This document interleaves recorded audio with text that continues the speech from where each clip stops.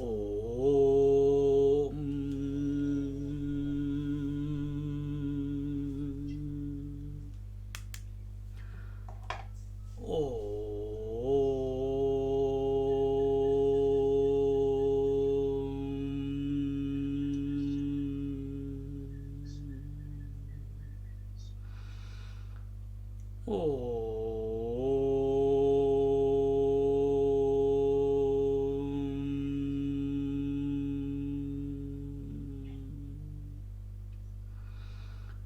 Gurur Brahma, Gurur Vishnu, Gurur Devo Maheshwaraha, Guru Sakshat Param Brahma, Tasmai Shri Gurave Namaha, Tasmai Shri Gurave Namaha, Tasmai Shri Gurave Namaha.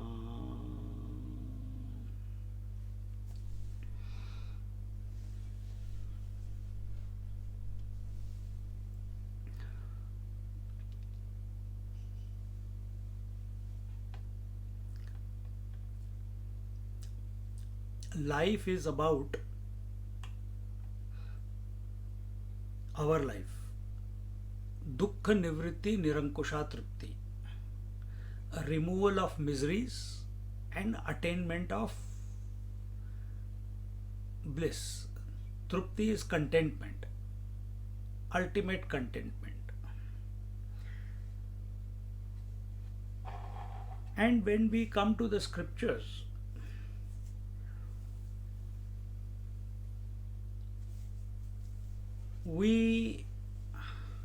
why do we come to the scriptures? Why have we come to this satsang today at this time in the morning?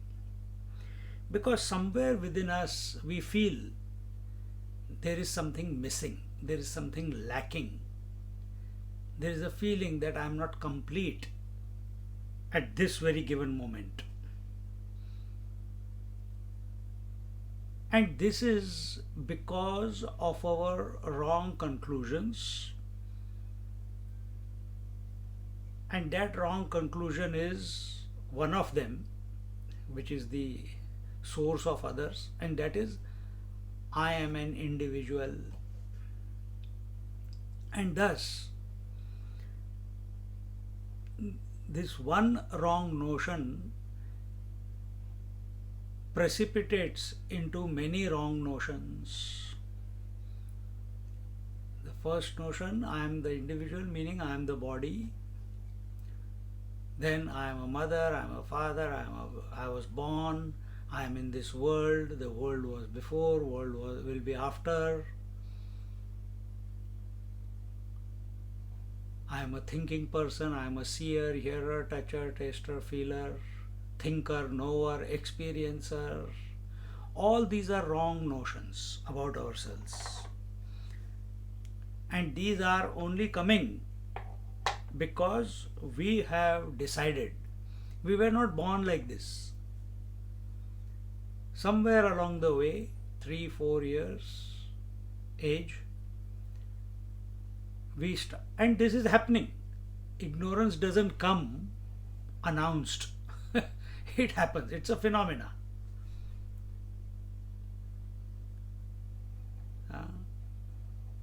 It's a phenomena.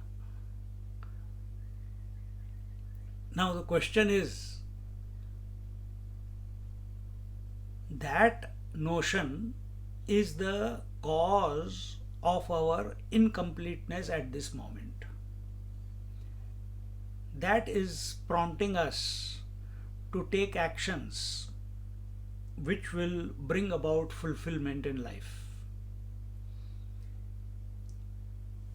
And that seeking of fulfillment then again invokes activity called yoga, pranayama, meditation. More than that, we must do that, no problem. But more than that, no amount of yoga, no amount of meditation, no amount of pranayam will lead you to the conclusion, lead you to the fulfillment. Because they are at, yoga is at the body level, pranayama is at the prana level, meditation is at the mind level. And who are you? Neither the body, nor the breath, nor the mind. So we have to, initially we do begin with these, but it must lead to removal of the wrong notions which are keeping the individuality intact.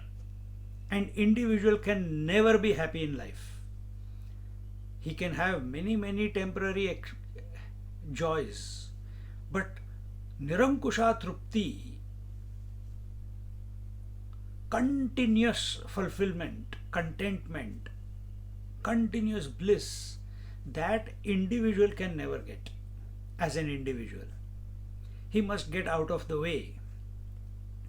And for that, it is said, Satsangatve nissangatvam, nissangatve nirmohatvam, nirmohatve nischalatatvam, nischalatatve jivan muktihi. This Nirunkasha Tripti is liberation. Utter contentment under all sets of circumstances. Because life is not just because you got contented, you reach the state of contentment, doesn't mean that the life will stop. Life will continue. Life will continue. So what has to be done? Study the scriptures, attend the satsangs. And what happens in satsangs? Just like it is happening right now, our wrong notions are bombed out of existence.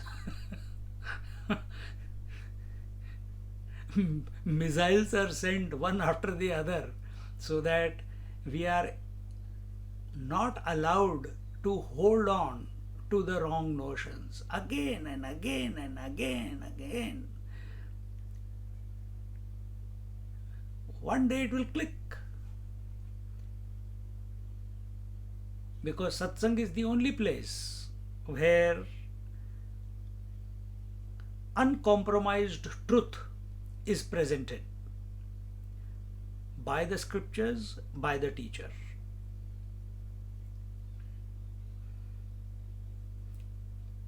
How much meditation will a wave do in order to realize the water? What pranayam will a wave do in order to realize the water? What yoga will a wave do in order to realize the water? Because in the first place, that wave has forgotten, it is living with the wrong notion that it is a wave. And what is the truth? Before the appearance of the wave, it was water. While the wave is appearing, it is water. And after the wave goes out of existence, it is still water. And what is the notion that it has,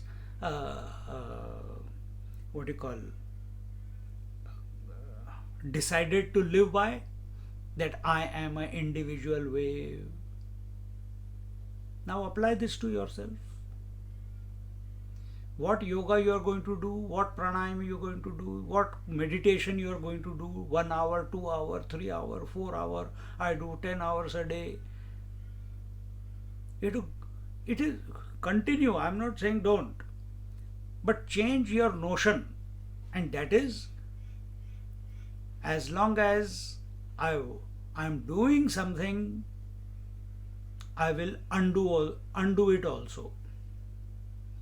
As long as I am doing it, then I am content. When I stop doing it, I feel miserable. And what is our natural state? Our natural state is that of the meditative poise, of being a non-doer, a karta, a bhokta. Doing does not lead to realization. Doing does not lead to contentment. Doing only prompts more doing to happen. Activity results in more activity.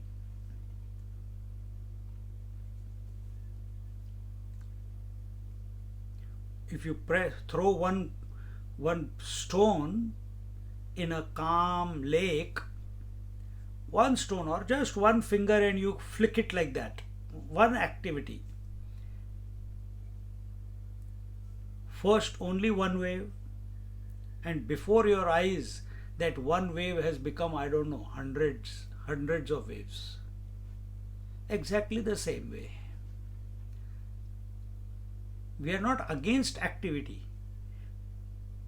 but we are not against, we want to drop this notion of egocentric activity, activity with desire, activity with wanting to achieve something.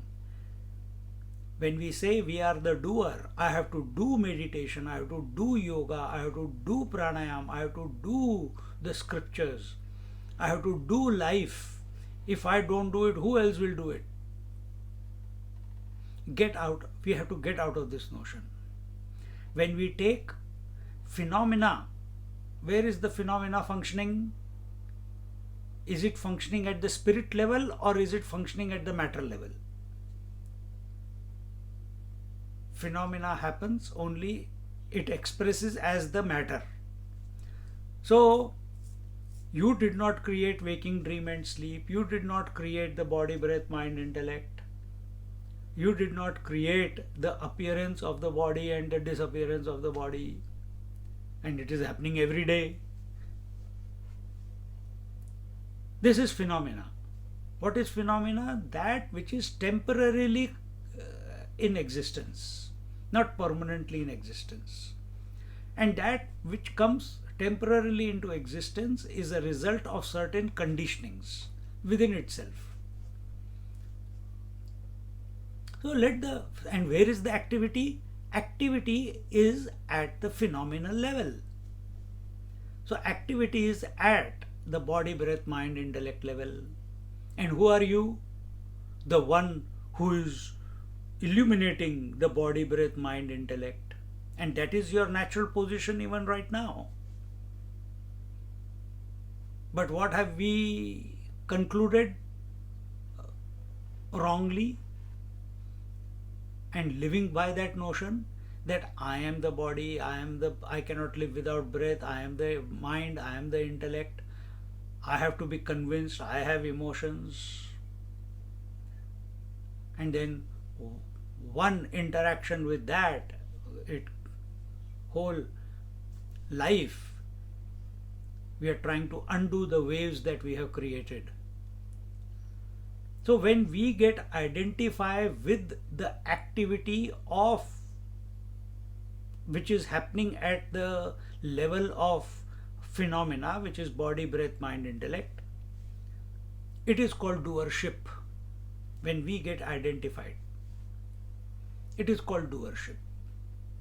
And doership will only prompt more activity to happen.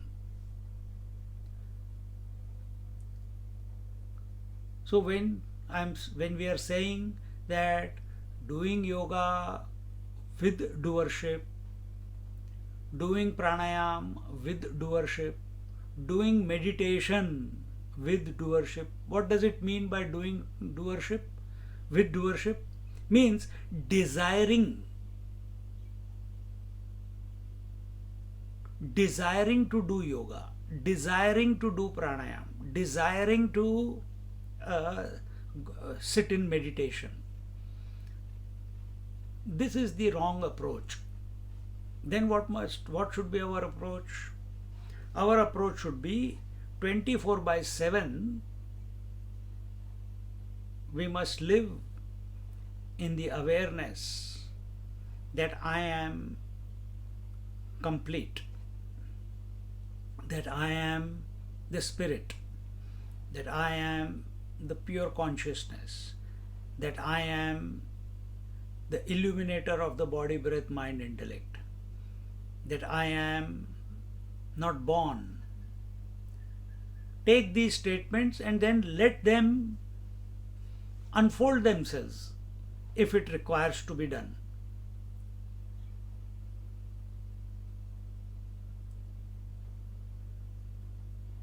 And then living in that awareness, not escaping from activity. I'm not saying karma. Activity with doership is karma. I'm not talking about egocentric activity. I'm talking about activity. Allowing the activity to happen. But we are unclutched from the activity. And when we start living in that manner, then a natural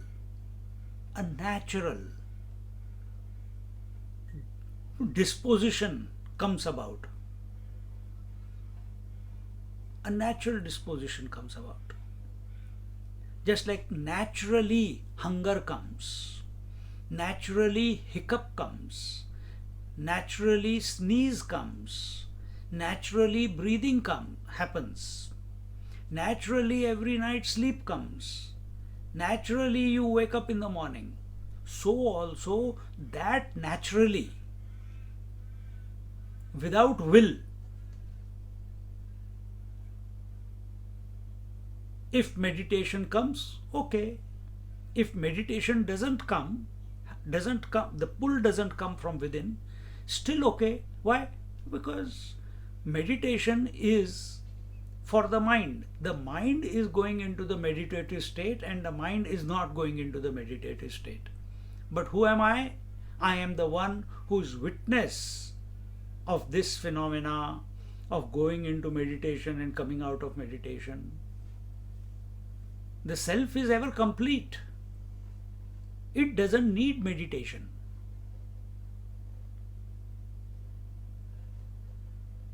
So with this thought, we are now going to contemplate that how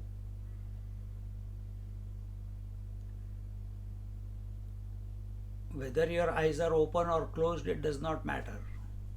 But your attention, your awareness should be on how you are separate from the activity that is taking place within you at this moment. When I say you, meaning the individual, meaning the spirit which has accepted that it is the body, breath, mind, intellect, organism. So watch. Keeping your back, neck and head in a straight line, happy disposition.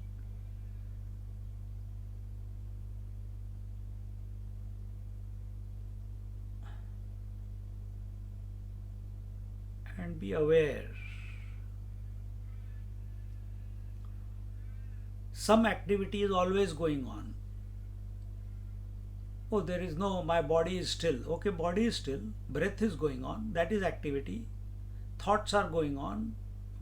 That thought only said body is still. Body is still. Those are three words. That's activity. Sometimes you feel a finger moving or the toe moving. That is activity. Remain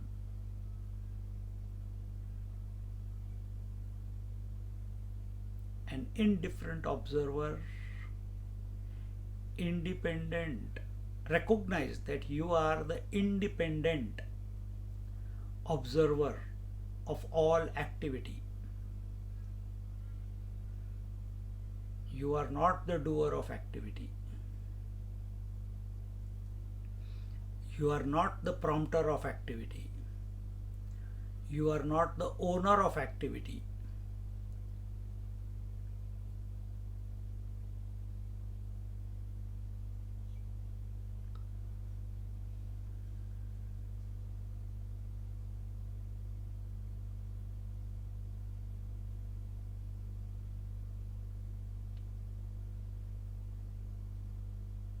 and don't allow any activity to hijack you. How does the activity hijack you? Sometimes the activity can be an extreme emotion. Activity can come appear in the mind as a fantastic idea,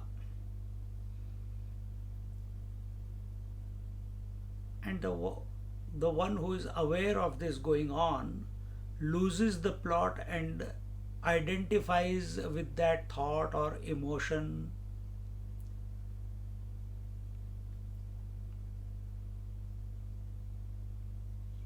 Don't force yourself. No, no, I must not, I have to be. Don't do it in fear. Remain neutral within. Because you are the one who is always the change, the sequence of time, the appearance of body and the world. All this happens in the mind, by the mind.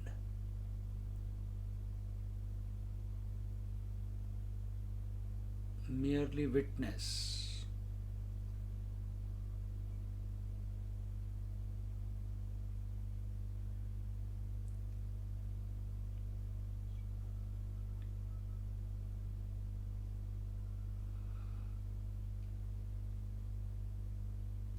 Remain aware.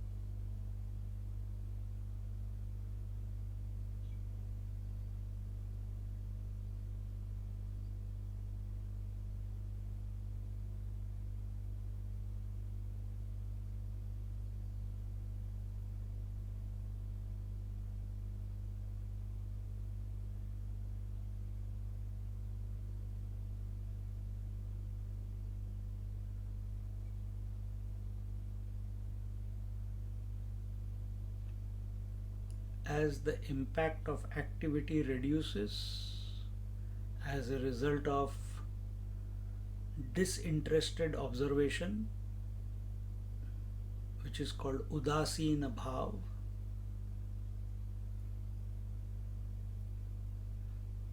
the observer falls back into himself.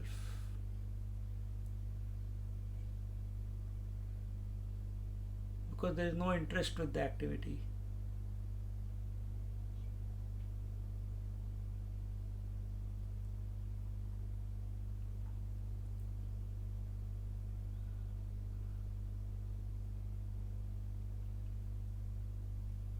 This disinterestedness makes the observer to disengage with all activity happening at the phenomenal level,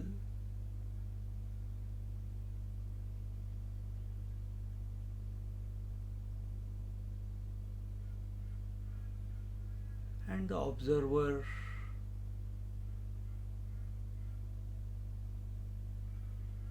is interested now in itself. Who is this observer? And let it happen naturally. Don't force it to happen. Who am I? Let it come about naturally. And it's not a question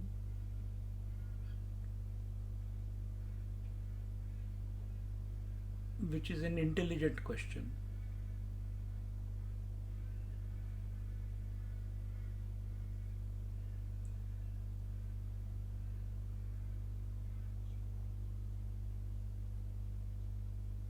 Nobody has ever experienced their absence. So it's a foolish question to ask, who am I? Because I know I am.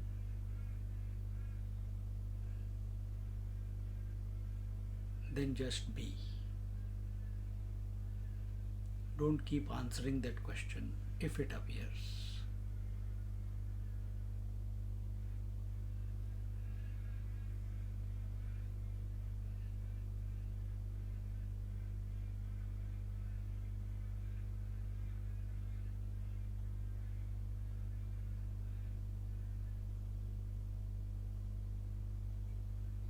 So initial stage, who am I? I am the observer who is unaffected by the activity, who is disinterested in the activity, is not taking ownership of the activity.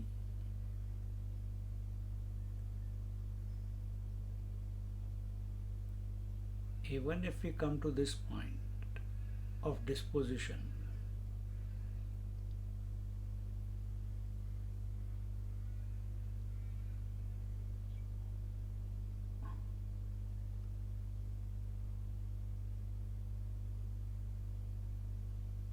a great leap